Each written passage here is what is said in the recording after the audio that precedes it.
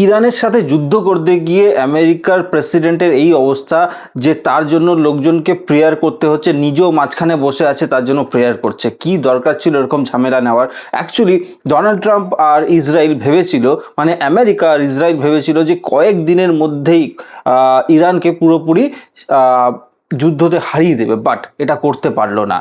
চারিদিক দিয়ে ওদের উপরেই অ্যাট্যাক হচ্ছে।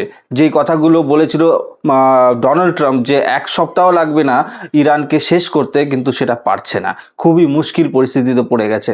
এখন দেখা যাচ্ছে যে ওদের যে স্ট্র্যাটেজিটা ছিল ওটা একটু আলাদা ছিল। ইরান অ্যাকচুয়ালি প্রথমের দিকে খুব পুরনো মডেলের যেই অস্ত্রগুলো ব্যবহার করছিল, যেই মিসাইলগুলো ছিল ওটা অনেক পুরনো মডেলের ছিল, কিন্তু এখন নিউ টেকনোলজি দেখতে পাচ্ছেন কীরকম টাইপের টেকনোলজি।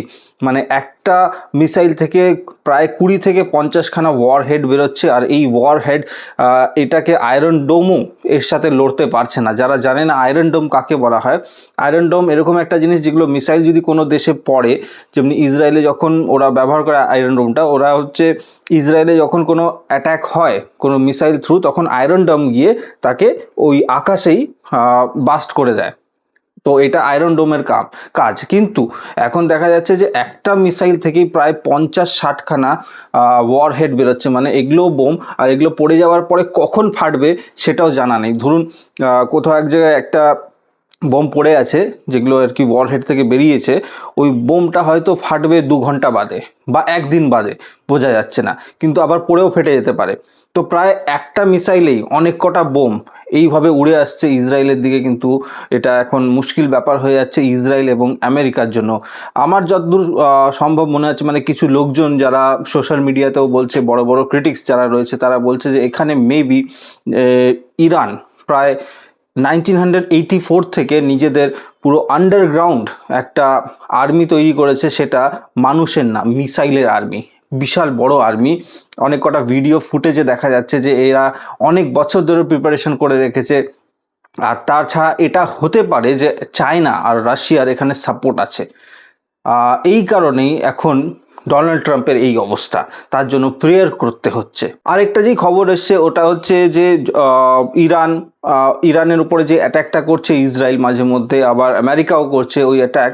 এখানে কয়েকটা জায়গায় দেখানো হচ্ছে যে স্যাটেলাইট ইমেজে যেটা দেখতে পাচ্ছি যে বম ড্রপ করা হচ্ছে ইরানের উপরে, তার অ্যারোপ্লেনগুলোর উপরে। বাট এই অ্যারোপ্লেনগুলো অ্যাকচুয়ালি কোনো অ্যারোপ্লেন না, এগুলো পেইন্টিং। এই পেইন্টিংয়ের উপরে তারা বোম ফেলছে। তার মানে বুঝতে পারছো কি ক্ষতি হচ্ছে, বা যারা আর কি এই এতগুলো অ্যামিশন ইউজ করছে আমেরিকা আর ইসরায়েল। আর এখানে একটা কথা, আমেরিকানসরাও এইটার সাপোর্ট করছে না। মানে ওরা বলতে চাইছে যে আমরা ইসরায়েলের জন্য কেন লড়ছি, মানে আমেরিকান প্রেসিডেন্ট কেন পুরো আমেরিকাকে ঝুঁকে দিচ্ছে ওয়ারের মধ্যে। আমেরিকার লোকেরা এখন আস্তে আস্তে ডোনাল্ড ট্রাম্পের এগেনস্টে চলে যাচ্ছে, কিন্তু কিছু লোক এখানে ইন্ডিয়াতে বসে ডোনাল্ড ট্রাম্পকে সাপোর্ট করছে। এটা তো খুব অদ্ভুত ব্যাপার যে আমেরিকান লোকেরা আমেরিকার প্রেসিডেন্টকে সাপোর্ট করছে না, কারণ ও অন্য দেশের হয়ে যুদ্ধ লড়ছে।